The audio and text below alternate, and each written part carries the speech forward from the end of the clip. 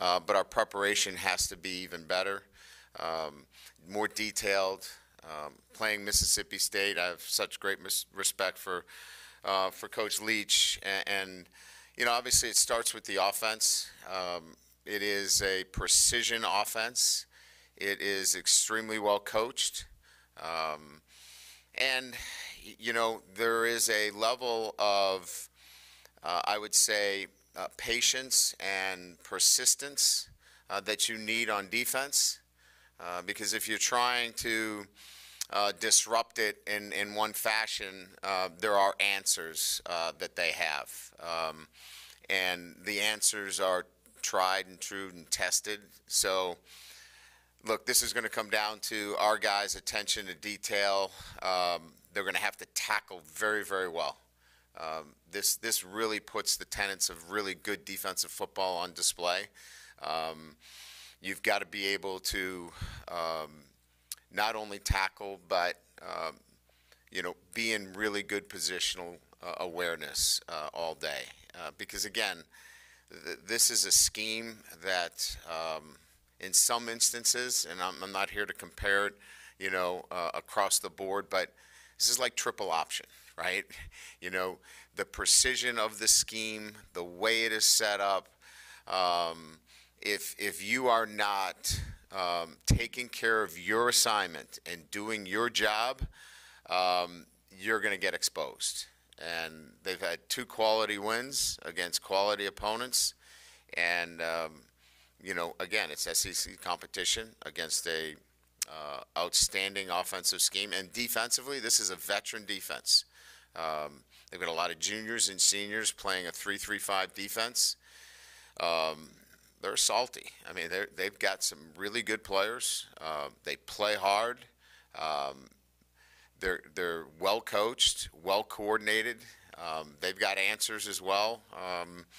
Again, in terms of superlatives, just going back to the offense, Will Rogers, obviously leads the SEC in passing yards, but it's a high percentage offense, and he can make all the throws. I think from a defensive standpoint, the guy that stands out is Tyrus Wheat. Obviously from right here in Louisiana, he's all over the field.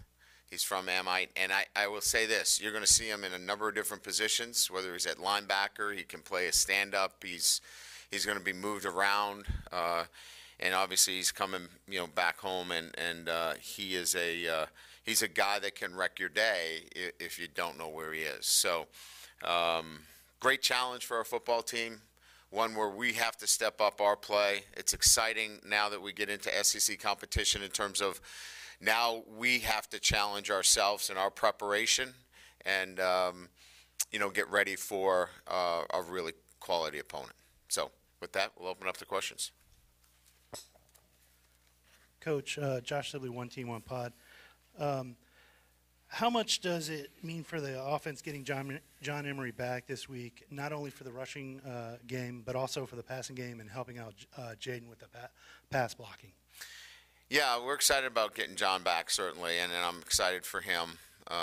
It's been a long run for John in terms of getting a chance to, get out and play for LSU. He's worked hard to get back into this position. And now he gets an opportunity. Now let's be careful. Now he's been off for a while, to put a lot of expectations on him in the first game, we certainly can't do that. We've got other backs that have done really well, but he will be part of the mix. And make no mistake about it, we've seen his capabilities in camp. We've kept him active within our rotations, so he's ready to play, and we did that with. Obviously our eyes toward the SEC competition coming up, so we're excited to get him back.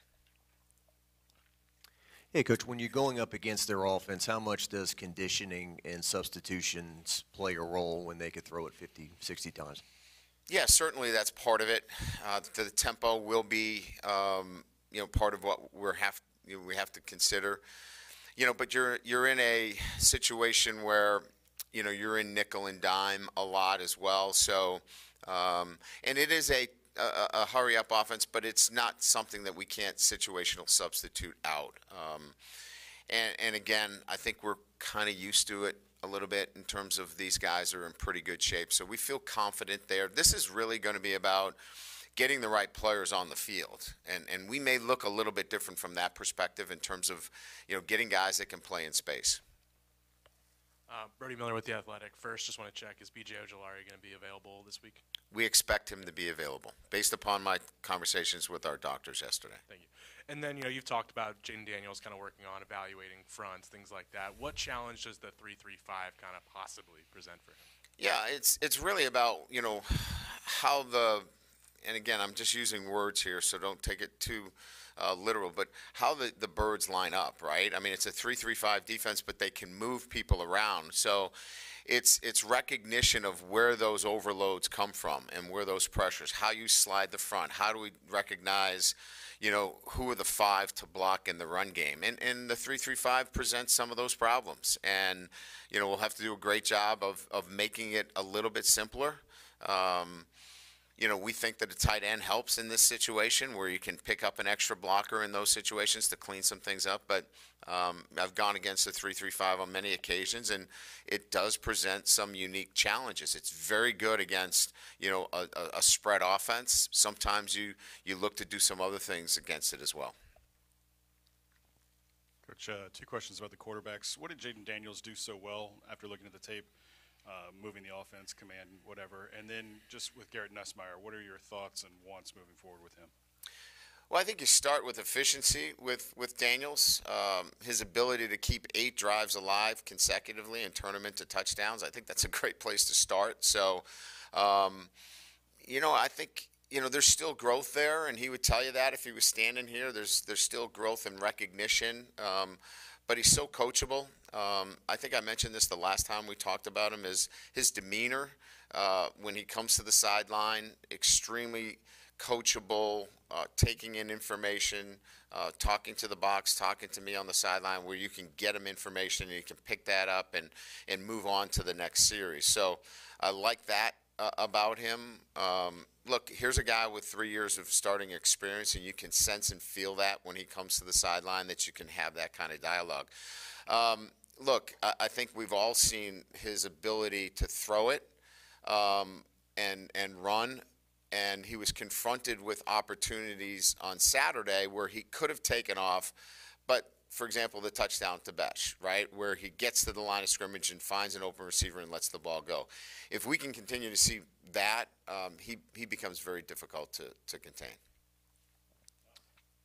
I'm sorry, yes. So, look, you never want to have a moment where you turn the ball over.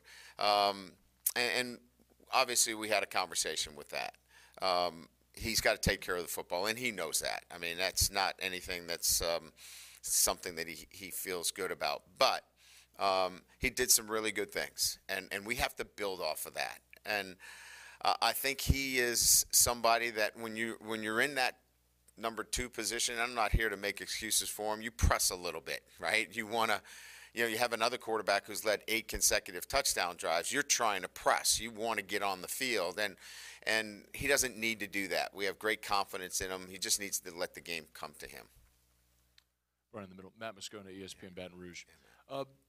You mentioned great respect for Mike Leach. As best I can tell, I don't think you have ever coached against him as a head coach. I have not. Do you have a personal relationship there at all? One, and then I've known him for quite some time. Obviously, the tree that he's in, have many acquaintances. I know him since the days that I was at Grand Valley State and he was at Iowa Wesleyan.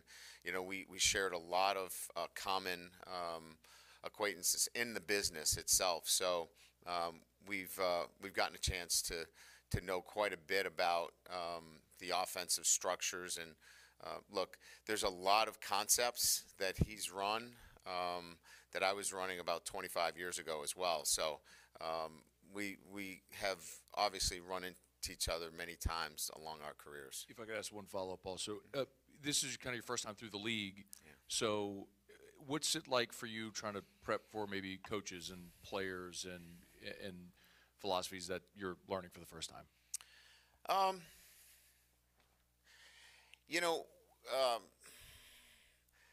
You know, the previous job I had, it was an independent schedule. So, you know, it was somebody new each week in a sense, right? We had non-conference games every week. So it just feels normal. Like, all right, this is a new opponent, but I was so used to having new opponents on the schedule. So it doesn't feel that much different for me in terms of the preparation.